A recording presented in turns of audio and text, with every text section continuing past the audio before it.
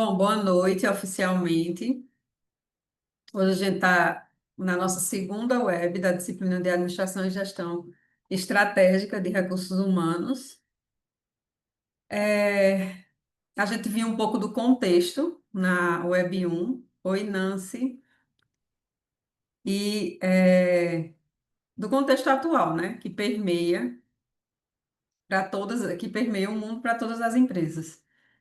E a gente está falando, eu sempre vou localizar nosso local de fala. Olá, Jackson. E a gente está falando de administração e gestão estratégica de recursos humanos. A administração, quando a gente fala, a gente pensa em quatro pilares, vamos dizer assim, que é planejar, organizar, dirigir e controlar. Então, é feito um PDCA. Quando eu falo a palavra administração, sempre vem à tona essas ações de planejar, de organizar, de dirigir e de controlar. Gestão, né? É quando eu vou gerenciar os fluxos daquilo que eu planejei para que sejam, e organizar para que sejam executados da forma que eu planejei e controlar para ver se o que foi que eu planejei e não saiu como planejado. É interessante o registro do porquê e também de aprender com o erro, né?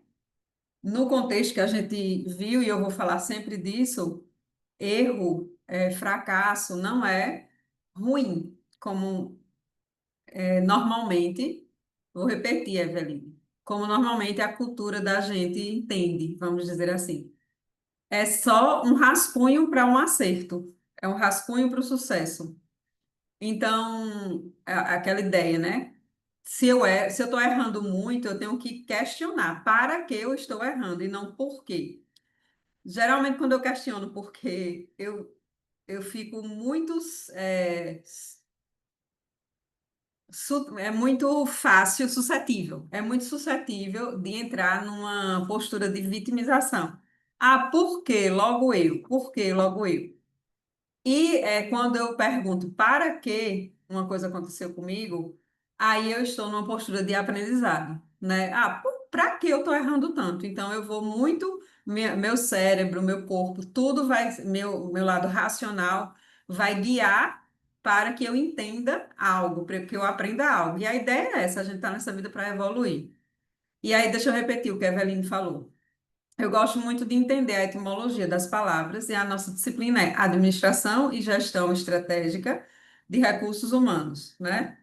A administração, toda vez que eu ouvir essa palavra, sempre remeta a mais ou menos um PDCA. Só não é um PDCA porque não é fazer, é organizar, né? O PDCA é uma ferramenta da administração que tem as palavras em inglês, né? Planejar, fazer, que é do, controlar e agir. Então, eu planejo, eu executo o que eu planejei, eu controlo para ver o que saiu, como saiu, se saiu como foi planejado, se eu tive que mudar a rota. Eu tenho que ter instrumentos de medição. A gente vai ver na próxima web gestão por competência, e ela já remete à avaliação por desempenho, né? E o controle é muito importante e agir em cima daquilo que teve que refazer a rota, né? E o que deu errado, essa palavra errado para a gente tem um peso, mas o que não saiu como esperado não é ruim, é só me preparando para algo que virá. Então, o que foi que não saiu como esperado, né? Por que não saiu como esperado? Para que não saiu como esperado? É adotar esse modelo mental, que é um modelo mental positivo, otimista, é um modelo mental de crescimento. Sim, eu acho que em algum momento a gente vai falar sobre modelos mentais bem rapidamente, porque as nossas aulas são bem curtinhas, mas existe, segundo Carol Dweck, existe o modelo mental de crescimento e o modelo mental fixo, né? Por nada. Toda vez que quiser que eu repetir, obrigada, Poliana. Pode dizer aqui, ou no chat, ou levantando a mão, abrindo o áudio, que eu repito. E a gente tem os dois, só que conscientemente eu posso escolher estar sempre no modelo mental de crescimento, que é aquele modelo que me faz evoluir. que me faz desenvolver. E ele é muito otimista, porque é um dos pilares, né, da inteligência emocional, ter uma visão otimista das coisas. E até virou até clichê, né? Algumas entrevistas de RH, a pessoa colocava um copo de seleção, um copo com a, a metade de água e perguntava: E aí, Nancy, você vê esse copo meio cheio ou meio vazio? E aí, dependendo da resposta dela, eu ia ver como ela vê o mundo. Eu tinha uma. Eu não posso definir ela só por essa resposta, mas a perspectiva, né, de como ela vê o mundo. Ah, tá meio cheio. Então, eu já tinha uma pessoa com uma perspectiva inicialmente negativa, pessimista, são palavras pesadas que a gente não gosta, mas elas existem. É a nossa sombra, né? E meio cheio. Então, era uma pessoa com uma perspectiva mais otimista da vida. E a partir daí eu ia saber como direcionar como treinar, né, aquela pessoa, capacitar. Pode ser uma forma, mas a ideia é que eu aprenda, né? Eu não encare erro nem fracasso como algo ruim e que atesta a minha incompetência. Até porque incompetência é o quê? É quando eu sou competente, mas eu não uso a meu favor nem a favor do outro. Então, incompetência não é nenhum xingamento. Eu aprendi que ação incompetente não é nenhum xingamento. Eu estou admitindo que a pessoa é competente, mas ela não está usando a inteligência para usar a competência dela a seu favor. Então, assim. Não é, erro e fracasso não é atestado de incompetência. Erro e fracasso é a preparação para algo muito melhor que virá. Vê como é mais leve a gente encarar dessa forma. E quando a gente encara dessa forma, a gente escolheu o caminho, porque a gente escolhe o tempo todo. E estratégica, né? Gestão. Gestão é quando eu gerencio os processos, os fluxos de todas as coisas que são feitas dentro de uma equipe, de uma organização, de um departamento. No nosso caso, o RH, né? Para eu gerenciar os processos, eu tenho que tê-los, eu tenho que conhecê-los, ter consciência deles. Então, como é que é o processo de seleção da empresa que eu estou trabalhando, ou que eu assumi o RH, ou que eu estou estagiando? Se você tiver a oportunidade de estar estagiando, trabalhando ou gerenciando uma empresa ou um RH, observe como é o processo de seleção. Geralmente é uma empresa pequena e o dono pede indicação. É uma forma de selecionar, né? E aí eu começar a ter consciência dos processos, eu já estou começando a gestão deles, porque eu gerencio aquilo que eu conheço. Aquilo que eu não conheço, como é que eu vou gerenciar o que eu não conheço, né? E estratégica, aí vem o nome estratégica, remete a algo de plano, planejamento. Então, se é uma gestão estratégica, eu tenho uma visão, eu sei o que eu quero ser daqui a 5 anos. Ah, professora, é literalmente daqui a 5 anos? Sim, Monalisa, vou falar, eu perguntei sim, viu? É literalmente daqui a 5 anos. Na teoria, para você responder uma prova, para você responder um concurso, 5 anos estratégico, 3 anos tático, de 2 a 3 anos tático e até um ano operacional, o planejamento, os tipos de planejamento. Agora, eu posso escolher que a minha visão é para daqui a 8 anos? Posso. Isso é muito a critério da pessoa. Só que, na teoria, para responder a um concurso, gravem sempre isso. Então, quando eu boto a palavra estratégica, então eu já tenho a, a, a dica, né, de que aquela empresa, de que aquela equipe, ou ela tem ou ela quer ter uma visão. E aí eu preciso declarar a visão. Para eu declarar a visão, o que é que eu quero ser quando eu crescer, o que é que eu quero ser daqui a 5 anos, é, vou ler daqui a pouco, Ana. O que é que eu quero ser daqui a 5 anos? É muito mais fácil quando eu sei onde eu estou. Então, quem sou eu? Onde eu estou? Eu posso fazer isso comigo, professora? Pode. A teoria é a mesma para a sua vida profissional, pessoal, para uma empresa, um empreendedor individual que tem no máximo um colaborador, para uma média empresa, uma pequena empresa, uma grande empresa, uma multinacional. A base da teoria é a mesma. O que muda é a amplitude administrativa. É a quantidade de pessoas, né, que estão sob aquela gestão. Mas a estratégica já pede que tenha uma visão. Ou seja, o que é que eu quero ser quando eu crescer? O que é que eu quero ser daqui a 5 anos? Para isso é importante que eu diga onde eu estou. Hoje eu estou assim, né? Meu posicionamento é esse. Eu tenho essas qualidades, eu tenho essas fraquezas, eu tenho essas forças, né? Eu atuo neste mercado, é quando eu faço o diagnóstico atual de como eu estou. Então, eu estou aqui e daqui a 5 anos eu quero estar aqui. Aí eu tenho uma visão e eu tenho a missão. Minha missão é, né? A minha empresa surgiu para. Mas a empresa não é minha, professor. Então, a empresa que você está trabalhando, ela tem que missão, ela declara que missão. E os valores, né, quando eles são definidos, quando eles são escritos, declarados, aí eu tenho consciência. Porque valores já está no nível inconsciente. Os valores eu tenho, que eu adquiri e aprendi com minha família, muito com minha família, mas também com todas as instituições sociais das quais eu fiz parte, como igreja, escola, toda empresa, né, empresas que eu fiz parte. A sociedade da qual eu faço parte, a gente agrega valores da sociedade da qual eu faço parte. Mas eles são silenciosos e é importante que eu tenha em mente quais são os valores que eu mais priorizo.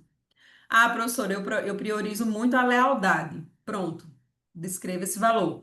Ah, professora, eu priorizo muito a ética, a transparência. São valores que geralmente as empresas declaram, só que tem que ser de verdade, né? Porque aí eu tenho consciência. Quando eu trago à tona, é como se fosse um iceberg. Está embaixo, está inconsciente, eu não vejo. Quando eu decido ter consciência, eu puxo para cima e eu começo a ver. E a partir do momento que eu conheço os meus valores, eu começo a dar sentido às minhas ações, às minhas escolhas e às minhas falas. Isso é muito importante quando eu trago a consciência. Aí, Mona Lisa, eu vou falar com ela sobre. É Mona Lisa, sobre o que eu conversei com Camila, mas basicamente tá ok. Eu te falo. Boa noite, ainda não tinha conseguido entrar em uma aula online. Só foi uma, viu, Ana? Eu acho que é Ana, né? Tá Ana e Teia aqui. Essa é a nossa segunda web e ela já está compartilhada no ambiente virtual, a gravação dela. Aí tem um grupo de WhatsApp, sim, que eles compartilharam aqui na aula passada. Eu vou pedir que alguém compartilhe no chat o grupo de WhatsApp, porque eu não tenho, viu, Ana? Por isso que eu não coloco. E aí vamos seguir, né? Estratégica, já sabe que é isso, é quando eu sei onde eu quero chegar. E de recursos humanos é o departamento de recursos humanos.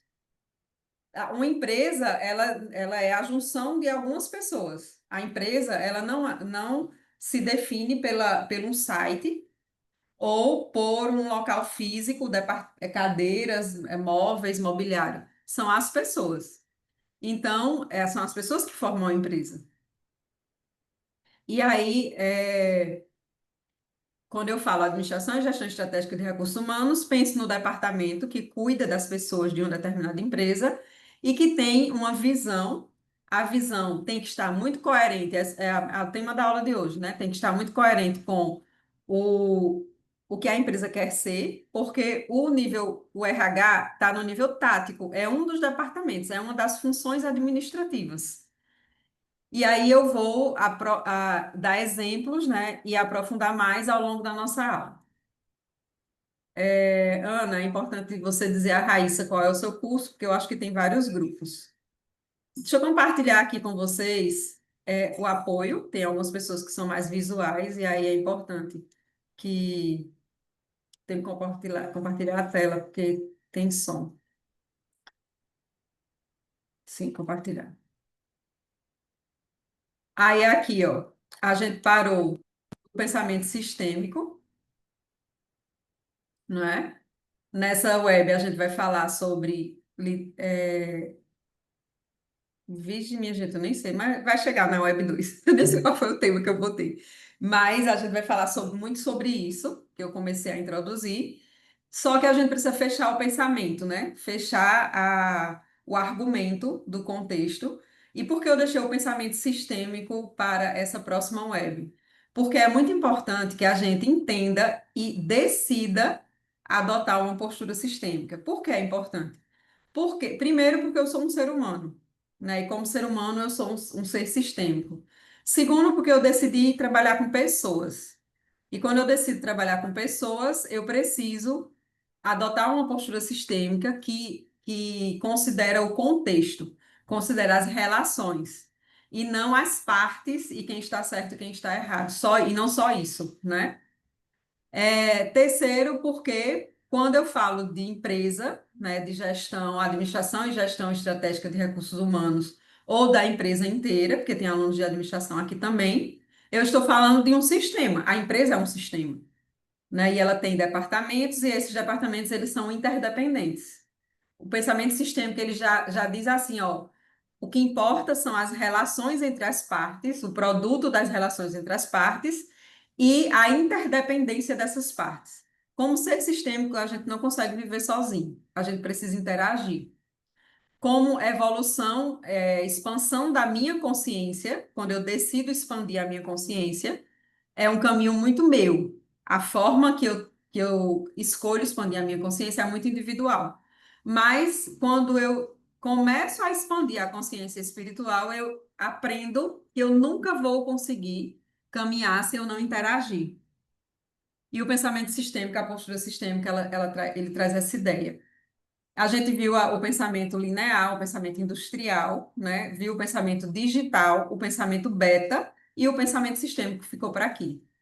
Aí, antes de falar do pensamento sistêmico, a gente tem que entender o racionalismo, que não é o oposto, mas é uma parte do pensamento sistêmico. É como se aqui fosse o racionalismo, que predomina muito na ciência, né? E ele faz parte, o pensamento sistêmico engloba. O pensamento sistêmico tem como representante Descartes, né? René Descartes, e ele publicou esses dois livros muito bem conhecidos dele, que é o Discurso do Método e Meditações e Metafísica. Não tem como eu estudar a razão sem estudar aquilo que é subjetivo. E ele queria, nesses livros, né, ele declara a sua preocupação em comprovar a verdade através da ciência. E assim ele cria um método científico, né? Assim surge o racionalismo que a gente conhece tanto. E o racionalismo, ele penso logo existe, é uma famosa frase, né, de René Descartes. A gente escuta muito isso, principalmente quando a gente estuda filosofia, que definia muito o que era, qual a diferença do ser humano para uma baleia, do ser humano para outros mamíferos, né? É a capacidade de pensar, de raciocinar, raciocínio lógico. E a partir do momento que eu penso, eu sou uma pessoa que existe. Era assim que ele definia a existência humana.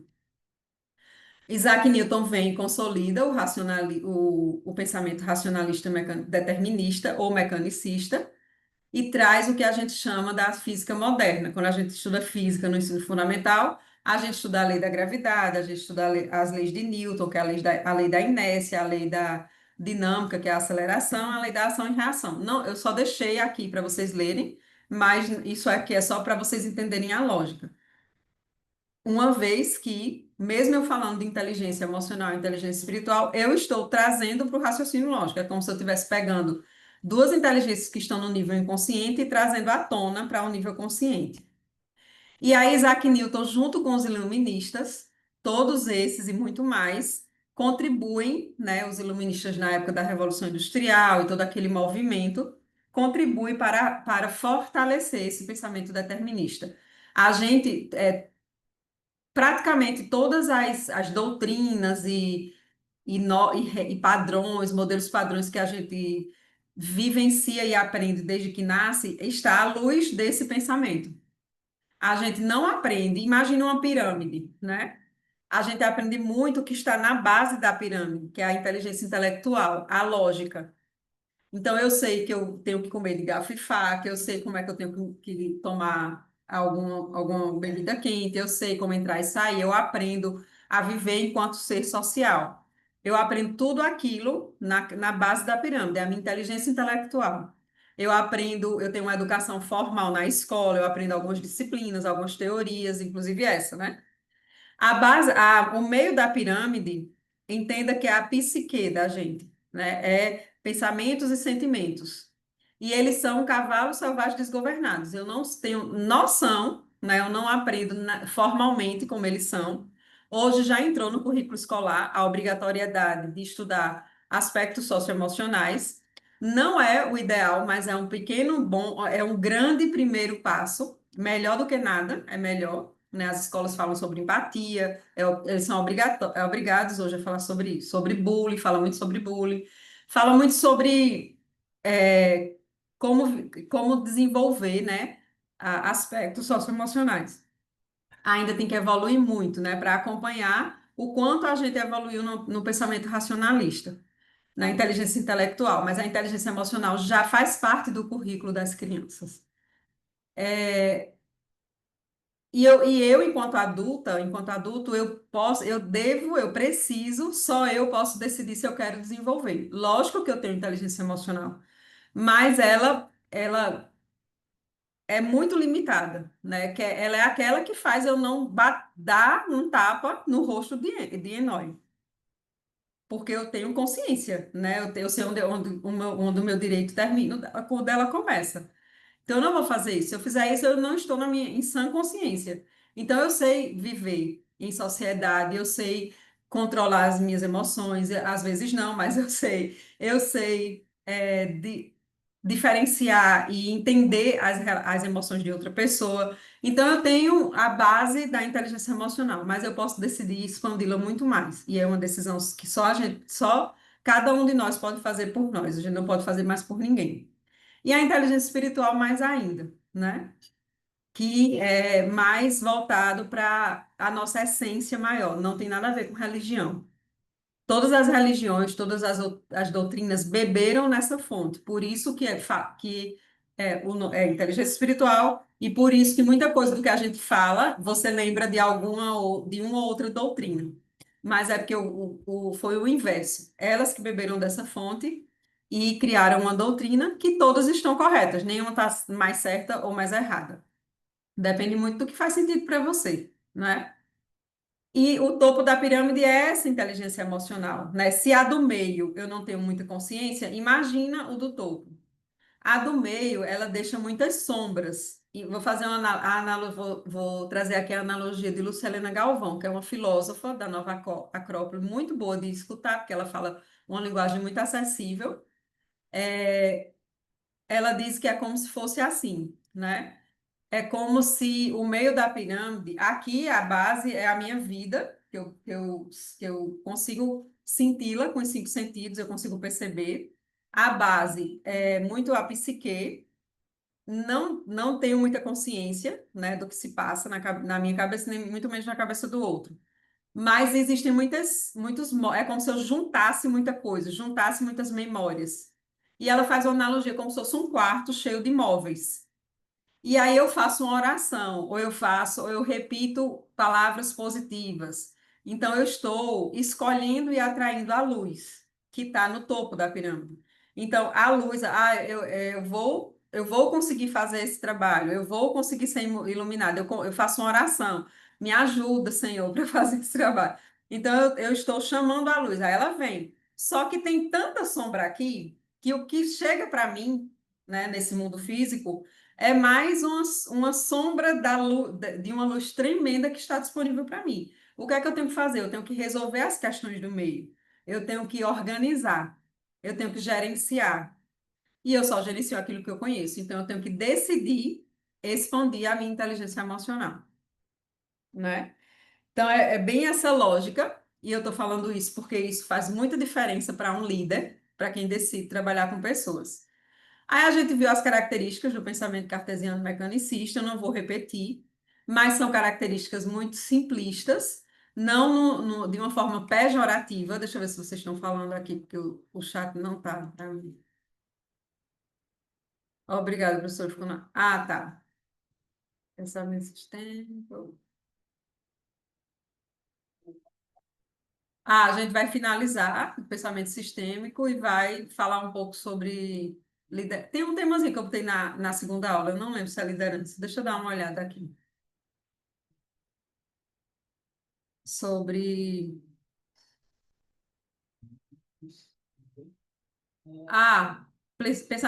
Planejamento estratégico de recursos humanos. É exatamente o que eu vou produzir. Mas se perder o início da aula, eu vou mostrar de novo, não se preocupe. E aí é simplista porque me dá uma percepção muito simples da realidade, que é uma percepção onde algo ou é verdadeiro ou é falso, ou é certo ou errado. Isso é muito simples, né?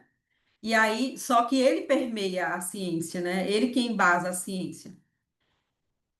E aí ele tem só um problema, né? O ser humano ele é muito complexo. Ele não pode ser explicado de uma maneira dual, verdadeiro ou falso, certo ou errado. Verdadeiro e falso, certo e errado é importante para a gente? Não é para excluir. Eu preciso do verdadeiro e do falso, do certo e do errado.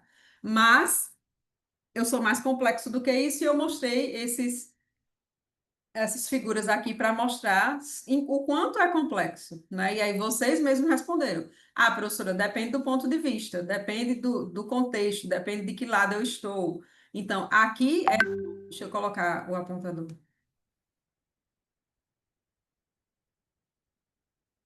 Ai, meu Deus do céu. Acho que era aqui. Aqui é 9, né? Se eu estou nesse lugar, é 9 e eu estou certo. Certa. Se eu estou neste lugar, é 6 e eu estou certa. Então, depende do ponto de vista. Então já não dá conta o pensamento cartesiano mecanicista, sozinho, né? Aí eu fiquei de fazer, eu não sei se vocês viram, que eu compartilhei os slides, eu fiquei de fazer esse exercício de percepção. Ele é bem rápido, eu não vou demorar muito, porque eu quero finalizar o conteúdo que eu coloquei hoje. Lógico que eu não vou correr, vocês podem perguntar, vocês podem contribuir, porque eu estou adaptando, né, as aulas ao nosso tempo. Esse primeiro exercício de percepção, vocês vão observar um pedaço de uma cena. Ó, Paulina, tudo depende do ponto de vista de cada um. E todos estão certos, né? Eu vou ver um pedaço de uma cena e vocês vão ver como a gente percebe.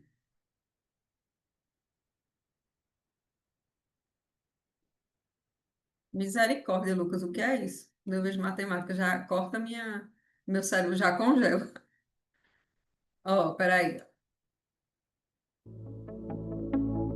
Não tem som, não, é só uma música. O que vocês me dizem disso aí, ó? Como vocês descrevem o que está acontecendo aí? Falem aí. Ou abram, ó. Se você visse essa cena, o que você diria? Ó, tem uma mulher aqui no beco, né? Aí vem passando um homem aqui na rua, de repente ele olha para o beco, corre, e um carro também está observando tudo isso, né? Tá vindo em direção a ele. Ele está fugindo do carro? Será? Ó, Marcel falou, né? O rapaz está fugindo. Eveline, que ele está fugindo, parece estar fugindo. Está sendo assaltado. Tem gente que fala. Ah, ele viu a moça e vai atacar ela. Pode ver que ela tira o pé da parede, ou ela se arma para se defender, né? Tenta encontrar a moça. Mas não é um encontro tão gentil assim, né? Parece que ele está fazendo o moço do carro. É alguém que está observando ele e ele foge pelo beco, né? Pronto, vamos lá. Vou parar aqui e vou colocar outra parte da cena. Espera aí, deixa eu. Ah, outra parte da cena.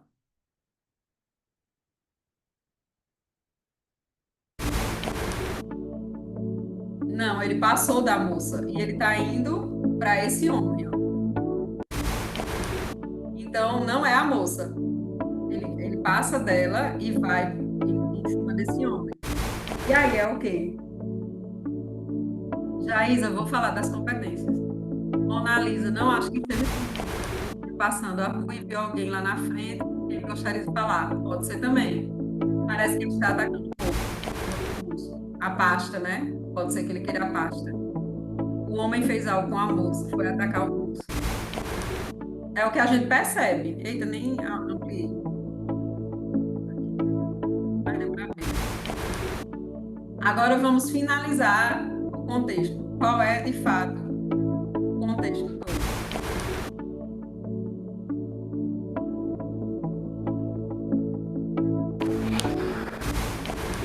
Veja o que era.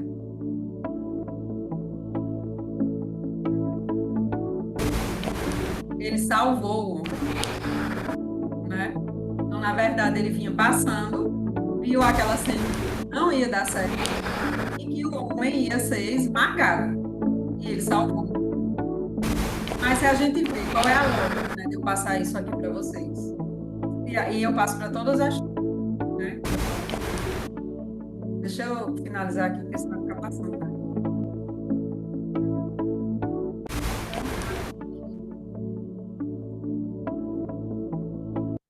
Parou. É, qual é a lógica de ver isso aqui? Espere o contexto, né? Escute todas as partes. Não tire conclusões precipitadas. Se você fosse julgar pela primeira coisa que você viu, vê tudo aquilo que a gente falou. Ah, ele tá fugindo de alguém do carro, ele vai atacar a moça. Aí você vê a segunda parte, vê um homem com uma pasta. Ah, ele vai assaltar o homem, o homem fez alguma coisa com ele. A gente tira conclusões precipitadas. E, na verdade, ele queria só salvar o homem, porque ele viu de longe que aquilo não ia dar certo, né? Coisa que ninguém percebeu, nem o homem com a pasta. Então, de fato, ele foi de suspeito a super-herói, é mesmo, amiga. Então, assim, sempre que você estiver predisposta ou predisposto a julgar alguém, silencie, né? Minha avó dizia que a gente nasceu com dois ouvidos e uma boca, não à toa. É a natureza dizendo, escute mais do que fala. Silencie e veja todos, esgote, estresse todos os lados de uma história, se você tiver a oportunidade, principalmente como gestor de RH, né? Todos os lados, todos, sem tomar partido. Aí, quando a pessoa é muito observadora, quando a pessoa é mais calada, né? Escuta e observa mais do que fala, ela geralmente é uma pessoa bastante assertiva.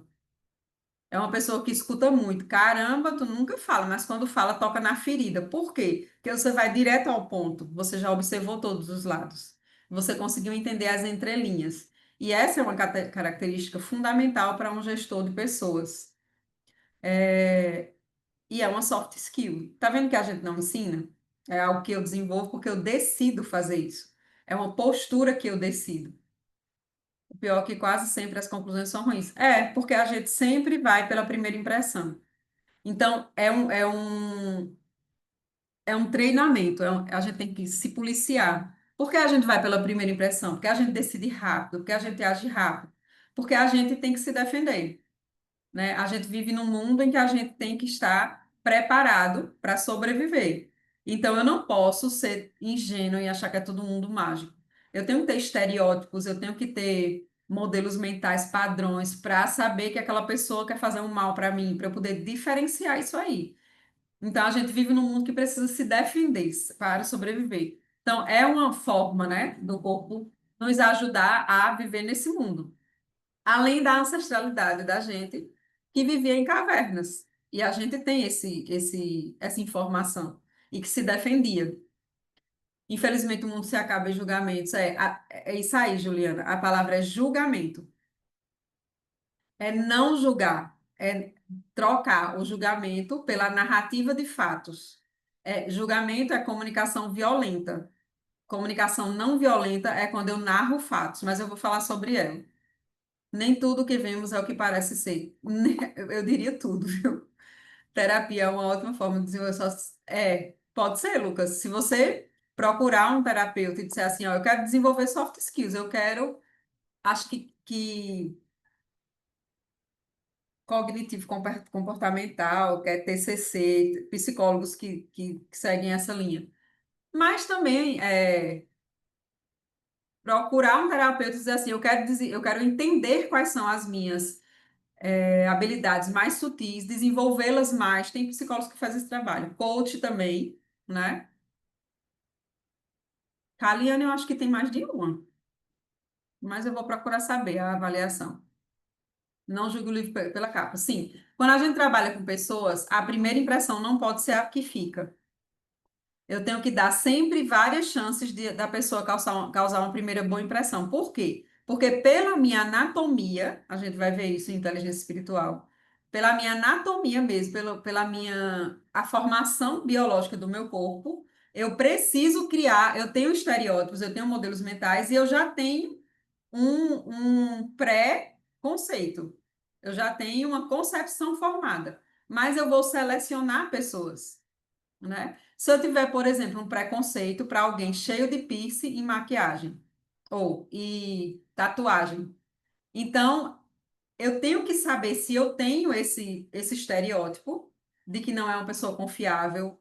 Tô só dando um exemplo de uma experiência que eu já vivenciei, né? Vou contar para vocês. Se eu tenho que estar preparada para receber pessoas assim e não criar uma impressão que vai barrar a possibilidade dela ser escolhida. Então, tudo bem se eu tenho, né? Mas se é ruim, se me deixa com vergonha, se me incomoda, então eu preciso trabalhar isso. E eu posso trabalhar com terapia, ou posso trabalhar sozinha, ou posso, desde que eu tenha consciência. Quando eu tenho consciência, eu escolho ser uma pessoa melhor. Todos fazem isso, né? Que escolhem ir pendular para o lado do desenvolvimento, porque todos nós estamos aqui querendo evoluir, querendo aprender mais alguma coisa, mas tem pessoas da idade da gente que está aí fora assaltando, matando, fazendo ruindade. Então são escolhas, né? É ruim, é verdade, ruim que os recrutadores querem resumir a gente muitas vezes na primeira vista. Não sejam recrutadores assim. Mudem a chave, virem a chave, né? Ah, parabéns, Joseph, já fez, tirou 10. Realmente eu não sabia, eu achava que eram duas. Vem explicando um e-mail. Ah, tem um e-mail explicando. Esqueci de colocar as referências bibliográficas. Vixe, Maria, foi mesmo, Carlinhos. Estão dando dicas aí no chat, viu? Então, Lucas, uma ótica humanizada. Porque eu decidi trabalhar com pessoas, ninguém me obrigou. Ninguém colocou uma arma na minha cabeça. Fui eu que decidi. Então, eu tenho que me dedicar, né? Então, assim, ó, se você mudar a maneira como você olha para as coisas que você olha mudarão. Uma vez eu postei essa figura sem essa frase, né? Só a figura. Ficou um monte de gente no meu direct. Anne, tu postou um nudes. Anne, tem cuidado ali, que é uma mulher nua. É tu, é, não sei o quê. Aí eu, cara, muita gente viu, né? Uma mulher nua. Mas também outras viram um cálice, uma taça, ó. Tá vendo? Pode ser uma mulher nua, mas também pode ser uma taça. E aí, no outro dia, esse site aqui postou o outro e tinha essa frase: se você muda. Então, se eu quero, o mundo que eu estou vivendo está bom para mim, ou eu acho que as pessoas me perseguem, ou eu acho que as pessoas têm inveja, ou eu acho. Então, eu tenho que mudar quem eu sou, eu tenho que mudar a forma com que eu vejo. Porque sou eu que estou percebendo o mundo daquele jeito. Existem infinitas outras maneiras de perceber o mundo. Ah, então quer dizer que ninguém tem culpa. Eu não estou falando de culpa. Tirem essa palavra da vida de vocês, porque a culpa vitimiza. Eu estou falando de responsabilidade. Eu não vou dar conta de dizer o que as pessoas, se Enói está ou não me vendo com inveja ou querendo puxar o meu tapete. Eu não vou dar conta de dizer se é. Eu vou dar conta de como eu vejo ela, né? Eu, no lugar dela, teria que atitude? Sempre puxar a responsabilidade para mim. Isso é autorresponsabilidade. Porque eu dou conta de mim, eu não dou conta de mais ninguém. Não pode fugir do tema, não, tem que prestar atenção, viu? Então, quando eu quero que. Eu estou frequentando um grupo de estudos, Anny, e as pessoas. Não é legal, não sei o quê. Então, faça esse exercício de olhar as pessoas com outro olhar, de mudar você, a forma que você olha, as coisas vão ficar mais leves, pode ter certeza. E aí, às vezes, a gente precisa de ajuda de terapia. Esse é o pensamento sistêmico. A verdade depende. Depende de quem está olhando para aquilo. Depende de quem é a pessoa que está olhando, de quem é o receptor, de quem é você. Aí, quem trouxe para a gente o pensamento sistêmico foi esse biólogo aqui, Bertalanffy. Resumindo, o pensamento sistêmico traz à tona a importância do contexto, como vocês já perceberam. Ainda estou procurando a mulher do. Ainda bem, viu, Jair? E mais ainda da pessoa ou das pessoas envolvidas nesse contexto. O pensamento cartesiano mecanicista, ele dá importância às partes, às coisas, ao ter, ao tangível, não é?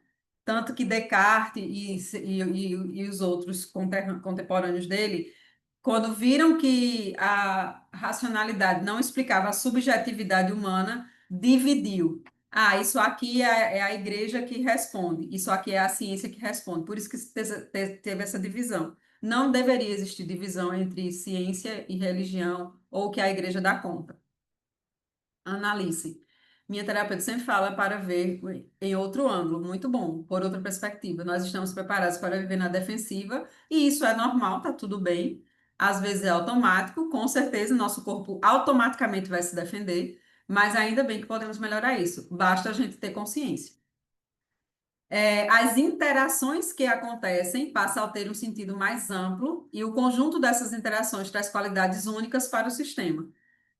Se mudar uma pessoa dessa turma aqui, todo o sistema muda, todo o resultado muda. Então, assim, o sistema ele é completamente autorregulável. Aí, a professora, se um sistema é autorregulável, eu sou um ser humano, meu corpo é um sistema, então eu posso me autocurar? Pode. Só que a gente não aprende. A gente aprende que a gente tem que ir para o médico, fazer uma cirurgia, tomar um remédio. Então, não é para ir para médico, nem tomar remédio, nem fazer cirurgia. Não, né? Faz parte, porque eu também tenho um corpo físico. Mas eu preciso também evoluir os meus pensamentos, né? A parte subjetiva. Cada um desses sistemas possui o seu próprio conjunto de partes e componentes. Uma modificação em uma parte muda todo o sistema. É a ideia de que um sistema, um exemplo, o corpo humano é um sistema, cada órgão é uma parte. Se um órgão adoece, todo o sistema padece, né? Se o rins para, todo o corpo vai ter que compensar o trabalho do rins e vai terminar não dando conta. Aí se uma parte falha, todo padece. Um computador, né? Se uma parte queima, ele todo pode padecer. É, uma empresa, se um departamento não está entregando performance, toda a empresa vai ter que trabalhar mais para compensar aquele que não está entregando. Então, esse é o entendimento do pensamento sistêmico, a interdependência. Outro entendimento que o pensamento sistêmico nos traz é o fato de que o sistema sempre procura um equilíbrio. É aquela história do sistêmico, né, do cíclico. Lembrem do símbolo do infinito, né, que é aquele oito, eu tirei, que é aquele oito deitado. Cadê minha bolinha? Ah, tá aqui. O símbolo do infinito, né? Que é assim, ó, é cíclico. Então, procura o equilíbrio por quê? Porque todo sistema vai ter o declínio. Então, nossa vida é um sistema, porque nós somos sistêmicos. Então, eu vou ter a fase de início, de crescimento, de maturidade e de declínio. Quando eu entendo que eu estou na fase de declínio, eu consigo aprender com ela e agilizar para que eu inicie uma fase de crescimento de novo. Então, é normal, todo ciclo se fecha, vai em busca do equilíbrio. E eu tenho a capacidade de me equilibrar. Então, quer dizer que se uma parte não funciona bem, outras terão que trabalhar mais para manter o equilíbrio e para que o sistema consiga atingir o seu objetivo, que é a homeostase. A homeostase é o equilíbrio, né? A compreensão do que seja sinergia. Então, Lucas colocou aqui uma conta matemática que deu um nó no meu cérebro. Mas a sinergia é quando eu digo que um mais um não é igual a dois. Um mais um pode ser igual a 18, porque eu não faço a simples soma das partes. Isso aí é o pensamento determinista. O pensamento sistêmico tem algo invisível, que é o resultado das interações. Então, minha empresa, ela tem um clima organizacional tão legal, tão em alta, tão bom, que ela dá saltos exponenciais de crescimento e de lucro. Porque o que que explica uma startup que começou com o que tinha, em menos de um ano vira uma empresa multimilionária, como está acontecendo aí? Ah, professora, porque é uma empresa que desenvolve tecnologia. Não é isso, é que ela juntou pessoas e que essas pessoas ressoavam na mesma frequência e queriam a mesma coisa pode ver, e tem um clima organizacional muito favorável entre elas. Então, a soma dos dividendos dela, o lucro dela é muito maior do que a simples soma da parte financeira. Tem algo a mais que soma aí. Isso é sinergia. Para fazer uma analogia que aproxima um pouco do que é sinergia, seria uma orquestra. O maestro e todos os músicos. Se um músico desafinar, a melodia desanda, né? Então, todos têm que fazer a sua parte. E a entropia, né, que também, esse conceito também expande a nossa consciência, porque a entropia é exatamente quando vai para a morte, né, vai para o fim. Aí o sistema mesmo providencia um input de energia. Então, numa família, né, uma família quando está, um sistema familiar quando está indo para a entropia, alguém nasce, alguém engravida, alguém morre, alguém adoece, alguém fica milionário, alguém sai do emprego. Isso é energia sendo imputada para esse sistema ressurgir. Então, quando eu entendo isso, fica mais leve. E na empresa a mesma coisa, né? Se tiverem dúvidas, me perguntem. Aqui é um esquemazinho, um esqueminha, né, que eu fiz para quem gosta mais de esquemas. Aqui o pensamento sistêmico, ó, que é bem maior e que engloba o pensamento mecanicista. E eu não excluo isso aqui. Eu só faço uma passagem. A gente não está na era do ter para o ser. Então, a era do ter segue lugar para a era do ser. Só que a era do ser não exclui nada. O pensamento sistêmico não exclui nada. Tudo faz parte, tudo tem a sua função, não é? Então, o pensamento sistêmico não precisa excluir o pensamento mecanicista para existir. Das partes, eu passo para o todo. Dos objetos, eu passo para os relacionamentos. Das hierarquias, eu passo para as redes. Da causalidade linear, eu passo para a circularidade. Da estrutura estática, eu passo para o processo. Da metáfora mecânica, eu passo para a ecologia. Da quantidade, eu passo para a qualidade. Do conhecimento objetivo, eu passo para o conhecimento contextual. Da verdade para o relativismo, da certeza para a incerteza e do controle para a cooperação, a influência e a ação não violenta. Quando eu estudo a inteligência espiritual, eu aprendo a abrir mão do controle, mas não o controle ferramenta da administração, né? O querer controlar tudo na minha vida, querer estar acima de tudo que acontece. Quando eu abro mão do controle, eu exercito o que a gente chama de fé. E a gente vai ver isso mais profundamente na última web. Às vezes estamos na defensiva, é automático, muito, muito, já jogamos e nem sempre é assim. Pode falar sobre gestão e competências, pode ajudar. Eu vou falar sobre gestão Faça uma prova só depois das webs, minha gente, dá tempo. Eu vou falar sobre gestão por competências na próxima web. Alguém aqui já está com o tempo? Ah, tá. Tem grupos, viu? Botem aí os links dos grupos. O determinista é um modelo mental fixo. Tem mais coerência, viu, Eveline? O pensamento determinista tem mais coerência com o modelo mental fixo, por quê? Porque ele quer controlar, determinar, ter ciência de tudo. Fisicamente falando, né, o determinista é quando eu determino a posição e a velocidade de uma partícula. Eu sei, eu faço cálculos matemáticos, eu determino qual é a posição e qual é a velocidade de uma partícula. Aí o sistêmico é mais quântico, eu consigo determinar só um dos dois, eu não consigo determinar os dois. E isso é probabilístico, isso pira a cabeça de quem quer controlar tudo. Porque imagina eu dizer, não, é probabilístico, tudo pode acontecer. A gente não consegue ficar tranquilo com tudo pode acontecer. A gente quer ter uma certeza, né? Tenho certeza que vai acontecer isso. A gente vai em busca da certeza, porque é assim que a gente aprende. Aí a gente vem para essa. Deixa eu ver a hora. Minha Nossa Senhora. Eu não vou passar esse vídeo, mas assistam como lidar com as emoções em um ambiente de trabalho com pessoas difíceis, estressantes e às vezes até tóxicos. Focando em você, Poliana. Olhe para o seu jardim. Você vai ter que interagir, vai ter que interagir, mas você não vai conseguir resolver pelo outro, né?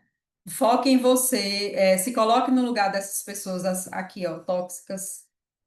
Faça o exercício, mesmo que a resposta já seja óbvia, dizer assim, se eu tivesse no lugar dela, eu teria o mesmo comportamento, ou seria diferente? Porque você vai desviar o seu pensamento daquilo que está atrapalhando você e vai começar a fazer um exercício de aprendizado. Estressante, se puder ouvir áudio com músicas solfégio, deixa eu colocar aqui no chat, que são músicas instrumentais. Escute, né? Ou se não puder ouvir no ambiente de trabalho, que são músicas Respira profundamente, sai, vai ao banheiro, respira profundamente, fecha os olhos, vai buscando o seu equilíbrio. Você que vai aprender como é que você se equilibra. É a própria família. Também, Grazi, não, para que eu vim nessa família, né? Para quê? O que é que eu tenho que aprender? Oi, Lucas, bom te conhecer. É, sempre é assim, né? O que é que eu preciso aprender? Ah, professora, mas não é tão fácil. Eu não disse que era fácil, eu só disse que era simples e possível. Fácil não é. E às vezes a gente precisa de terapia para lidar com esse ambiente aqui, ó, família. Mas você está nesse sistema, você faz parte. Na inteligência espiritual, eu vou falar um pouco sobre isso. E eu que trabalho com o público, aí é que precisa, Lidiane, de equilíbrio. Tem equilíbrio, né?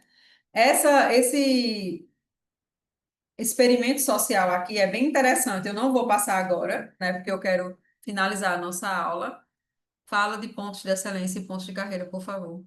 Como assim, Evelyn? Se surgir uma vaga de estágio. Ah. O núcleo de trabalhabilidade tem muitas vagas, viu, Eila? Contacte o núcleo de trabalhabilidade. É, vejam o quanto esse experimento social mostra para a gente o quanto a gente está suscetível ao comportamento do sistema inteiro. Então, é uma menina, tudo isso são atores e atrizes, né? Tudo isso foi montado.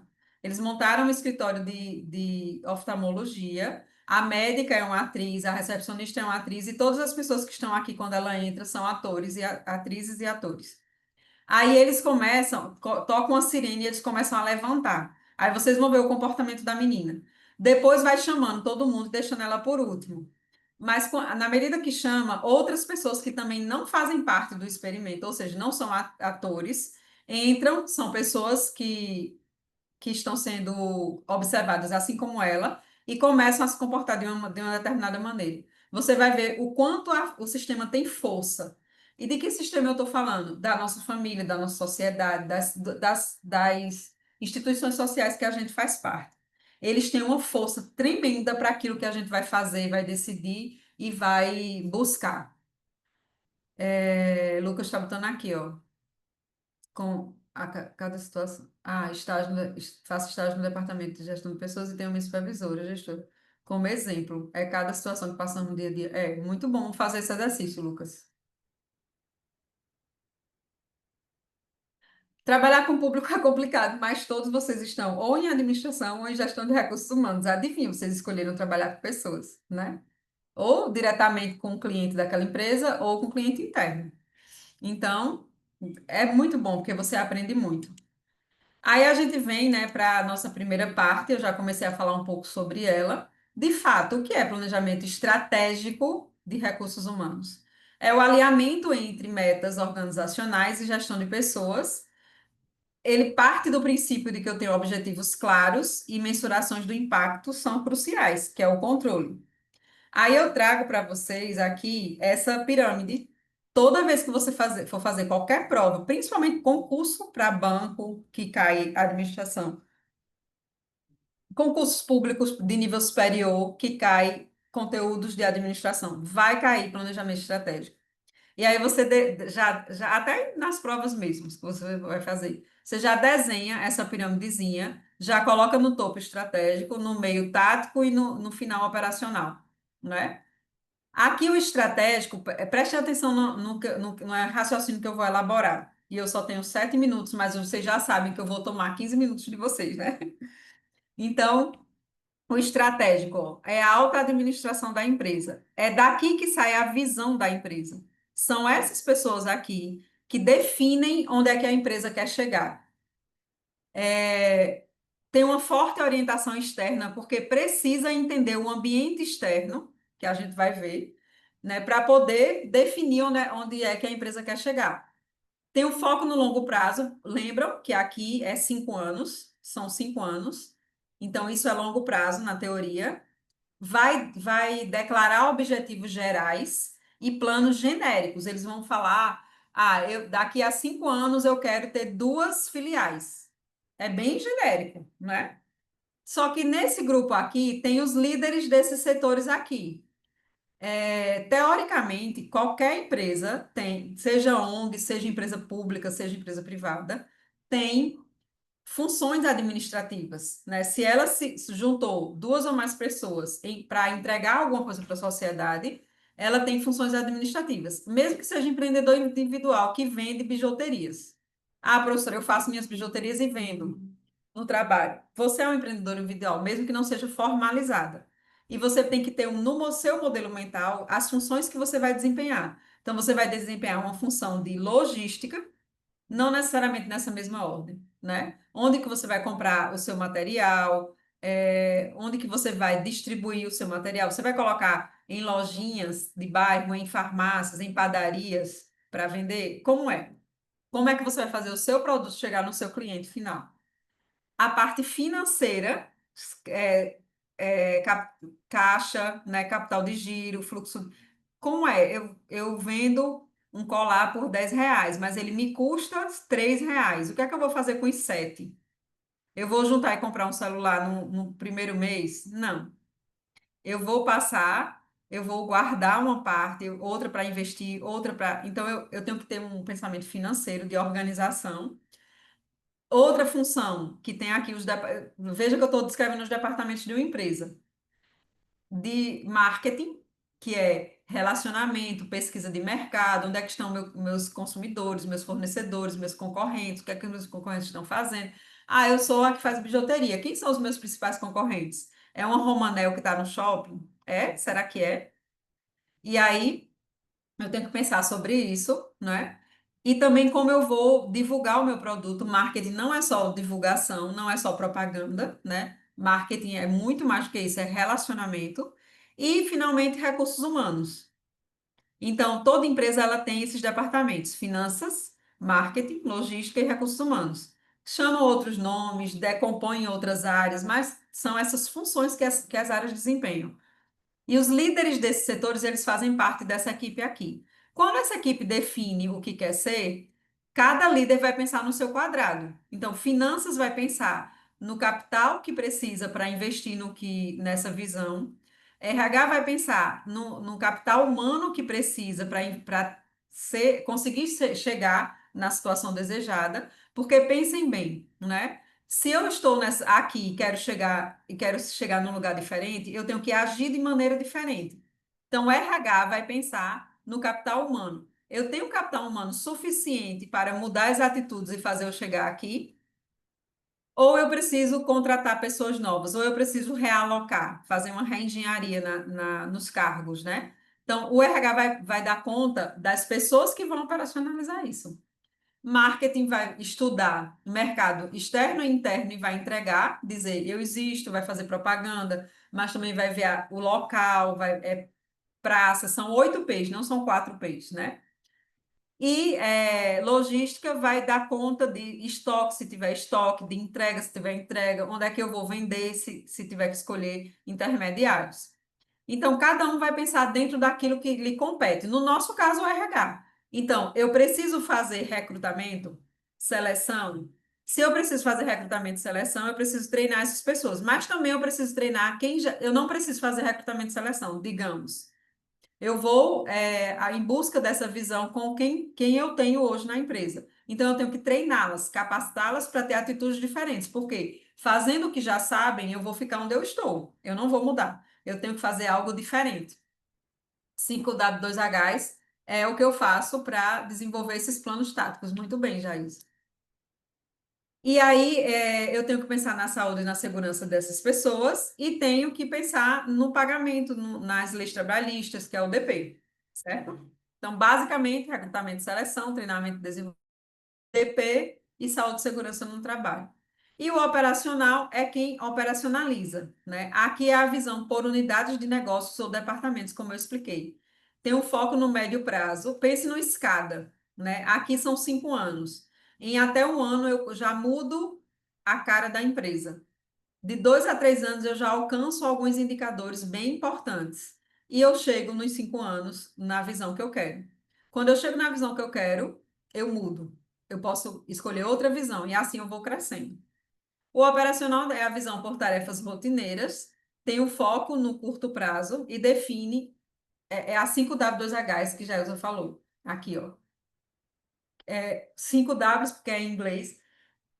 O que, quem, como, quando, onde, quanto. Os Hs é porque tem quanto, né? É, então, eu faço uma tabela com o que tem que ser feito e dou as responsabilidades e o tempo que aquela pessoa. Então, eu transformo esses objetivos genéricos em metas. É colocar na 5W2Hs é transformar em metas.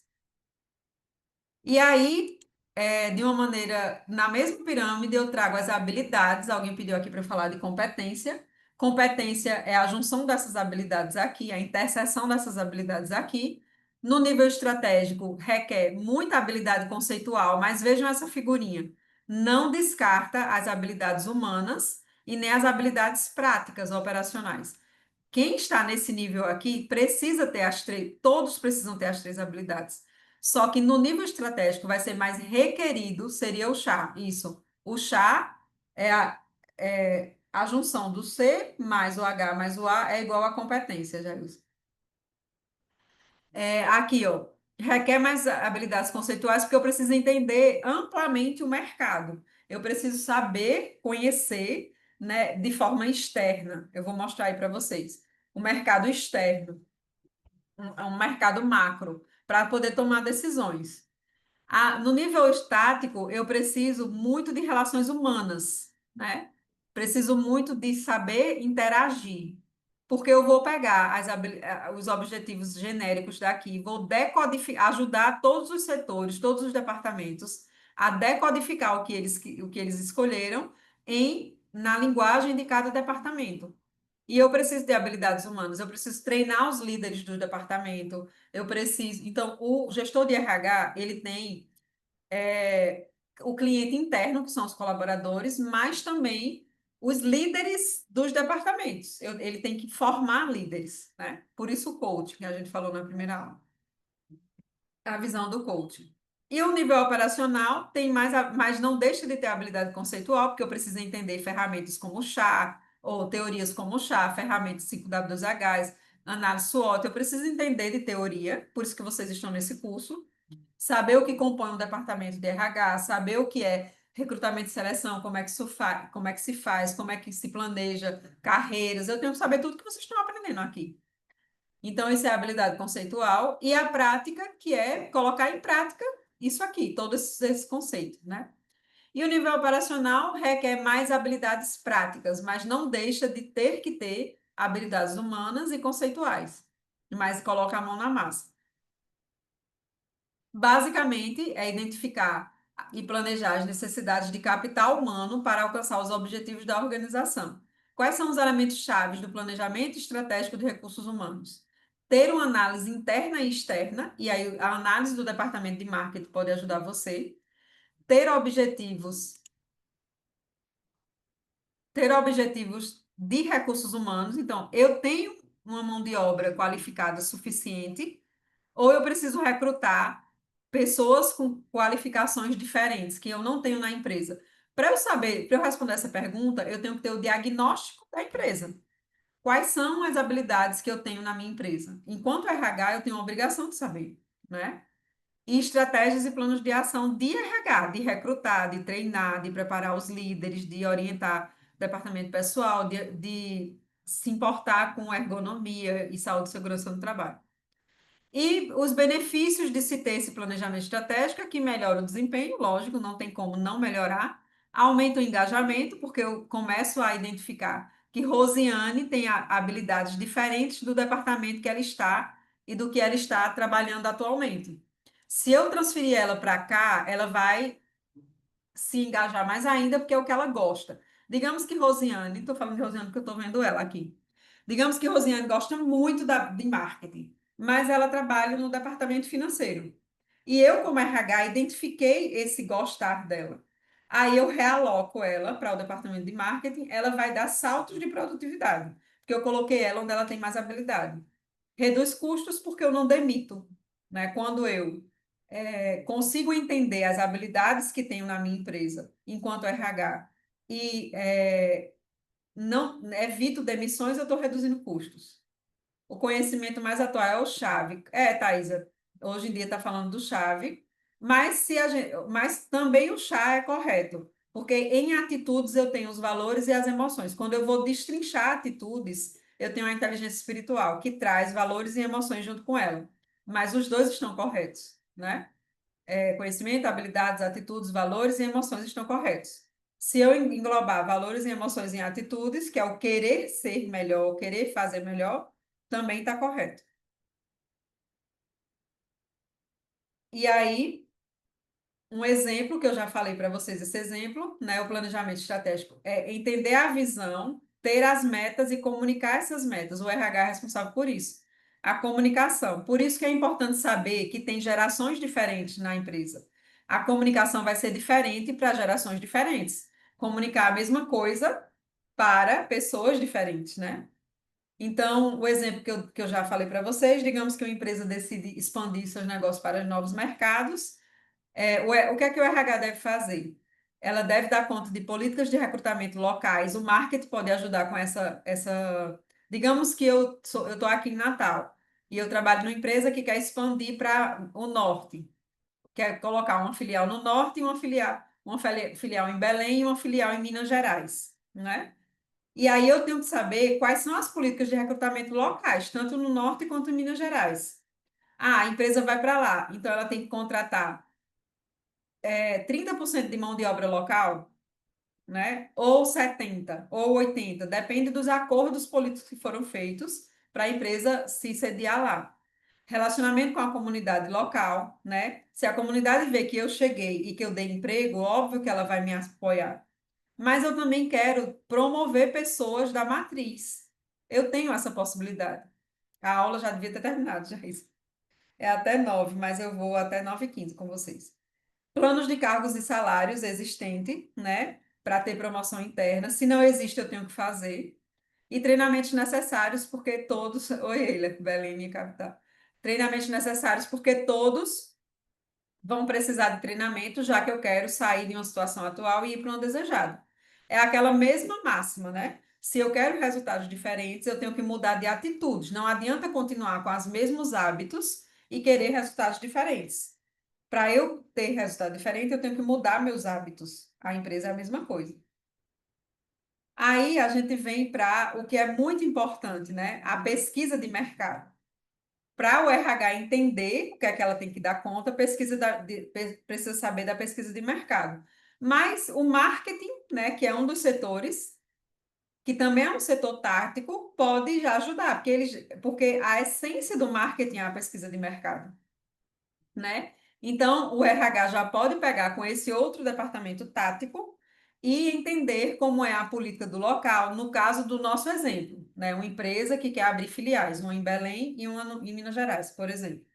Quais são as políticas de Belém, os sindicatos, o que é que eu tenho que cumprir lá, e de Minas Gerais? Tem diferenças entre municípios.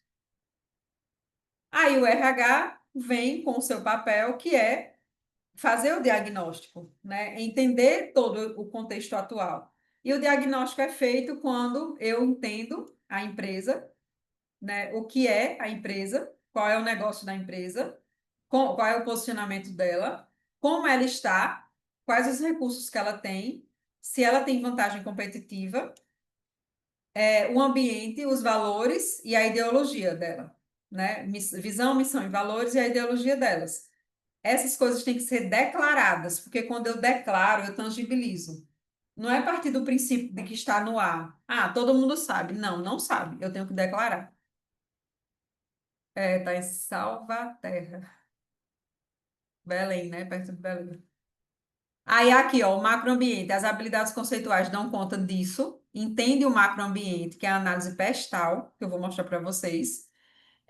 Eu tenho que saber todas as nuances desses ambientes aqui do mundo, porque como a globalização conectou as culturas, uma coisa que acontece no Japão, interfere aqui na minha empresa de bijuterias.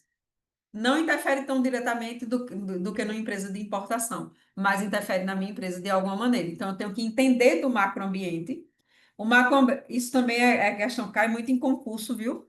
O macroambiente são variáveis incontroláveis, porque eu não controlo as decisões, né? Eu não controlo as decisões do governo, eu não controlo as decisões de mudar uma avenida de sentido. Ah, essa avenida é indo e vindo, agora ela só vai ser indo. Eu não controlo essa decisão. Então, são habilidades incontroláveis.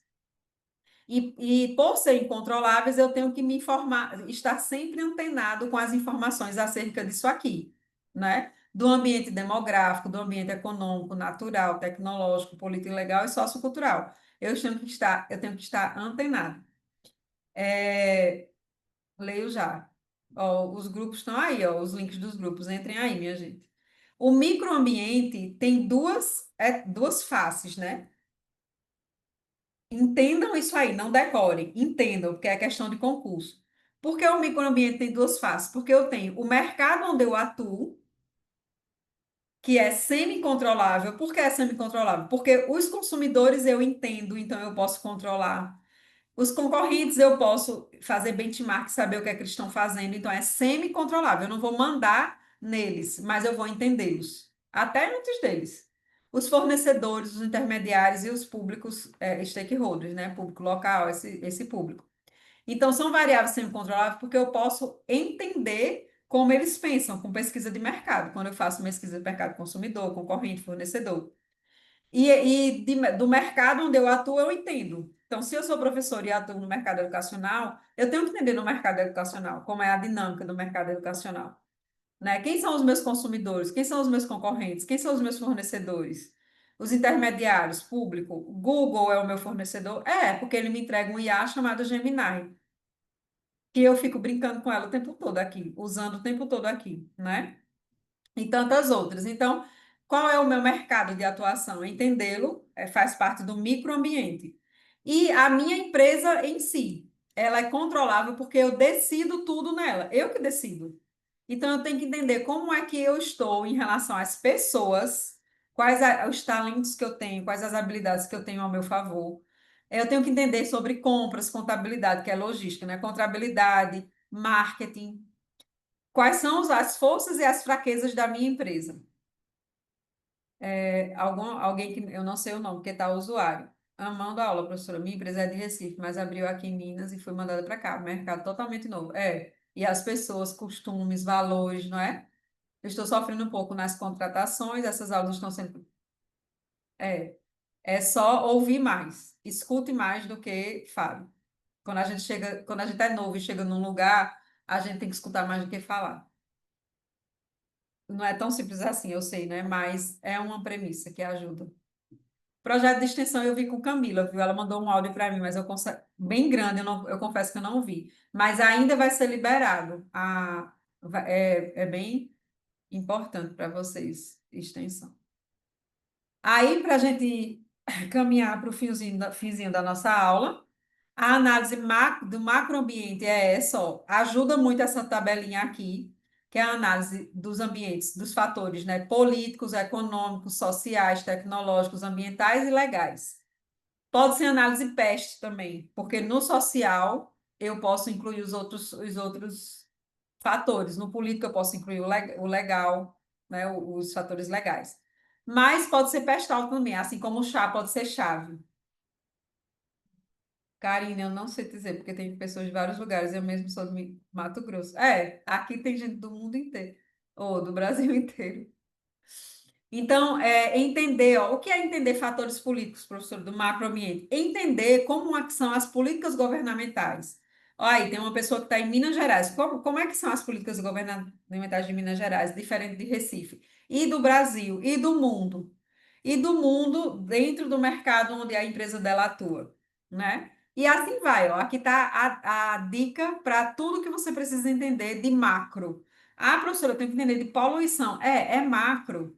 Isso ajuda, pode ter um dado que seja muito importante para você. Entender do macro.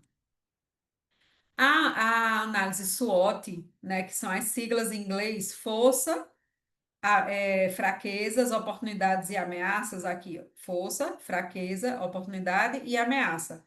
Ou FOFA, em português, força, fraqueza, oportunidade e ameaça. Eu coloco aqui o que eu vejo como força. A minha empresa é tradicional, tem 100 anos. A minha empresa, ela tem uma mão de obra extremamente qualificada. Aí eu vou colocando as forças, as fraquezas. Quais as oportunidades de onde? Aqui, força e fraqueza é da empresa. É dessa partezinha aqui, ó. Força e fraqueza é daqui, ó, só dessa parte. Oportunidades e ameaças eu posso pegar daqui ou daqui, certo? E aí, força e fraqueza que eu tenho, oportunidades e ameaças é do mercado onde eu atuo, do mundo. E eu pego fatores aqui. Quando eu estudo esses mercados, eu posso fazer o cruzamento dessa análise, dessa análise, né? Dessa SWOT e fazer uma análise. Então, quando eu cruzo pontos fortes com as oportunidades, eu tenho uma estratégia ofensiva, porque eu já tenho força e vou usar oportunidades. Quando eu cruzo pontos fortes com ameaças, eu estou usando o que eu tenho de força para me defender das ameaças do macro, né? Que eu não controlo. Quando eu cruzo pontos fracos com oportunidades, eu estou usando as oportunidades para minimizar ou eliminar os meus pontos fortes. Eu posso eliminar porque eu decido, né? E quando eu cruzo pontos fracos com ameaça, eu estou me defendendo. Caramba, eu tenho essas ameaças, eu tenho esses pontos fracos, eu tenho que ficar ligado nisso aqui, ou ligada nisso aqui. E posso usar minhas forças e as oportunidades para me deixar mais forte em relação às ameaças. Então, a análise SWOT é muito interessante de aprender, né? Quem faz administração já sabe sobre isso, ou vai saber. Então, porque o gestor de RH ele precisa saber fazer a análise da SWOT. Se eu só coloco os pontos aqui e não faço o cruzamento, eu não tenho análise, eu só tenho SWOT. Se eu analiso com essa visão aqui, aí eu tenho análise, né? E assim eu finalizo a nossa aula. Ah, Rayana, eu fiz minha análise no último semestre. A gente pode fazer uma análise SWOT da gente mesmo, né? Por exemplo, quais são as minhas forças? Quais as habilidades que eu tenho? Quais são as minhas fraquezas? Quais as oportunidades do mercado de RH que eu estou estudando para atuar nele, eu já atuo? E quais as ameaças? Então, eu posso fazer uma análise SWOT. A teoria dá para qualquer contexto. O que muda é o foco. E aí eu interrompo o compartilhamento. Terminei um minuto depois daquilo que eu prometi, mas quero saber se vocês têm dúvidas. Para quem quer saber sobre gestão de competências, vai ser a nossa próxima web. E a nossa última web, eu vou falar de inteligência espiritual, porque envolve inteligência emocional e eu acho um diferencial para o gestor de RH, para o administrador, certo? E para a gente enquanto ser humano. Obrigada, Liliane, a Ilana, Poliana. Então, professora, se chama gerente de recursos humanos ou gestor de recursos humanos? Tanto faz. Gestor chama-se mais, né? Mas tem empresa que chama gerente. Depende muito do plano de cargos da empresa. Tem empresa que tem diferença entre gerente e gestor. Mas geralmente, o gestor está acima do gerente. Ah, que bom que vocês gostaram. Mona Lisa, fica, que eu vou parar de compartilhar e vou falar. A disciplina de extensão, Camila me mandou um áudio bem grande, mas eu não consegui ler, só que ela disse que ainda vai ser liberada. Vocês vão ser melhor orientados pela tutoria sobre ela, viu? E tem um professor de extensão. Pronto, então, olhe, Poliana, fica aguardando sim. Eu vou incluir sim, sem tirar, porque assim, a gente não dá conta do e-book todo, são mini aulas, né? Mini webs.